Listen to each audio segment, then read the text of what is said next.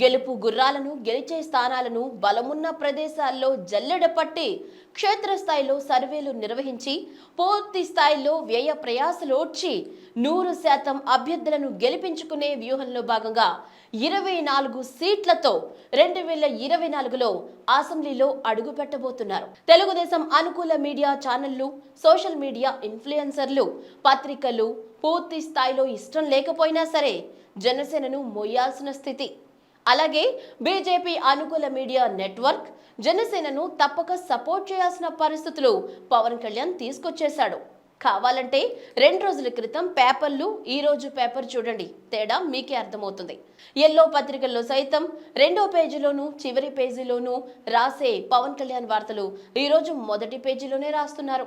అదే సొంత కుంపటి పెట్టి పోటీ చేస్తే అసలు వార్తలే ఉండవు. ఎవరు నమ్మినా నమ్మకపోయినా ఇది పచ్చి నిజం.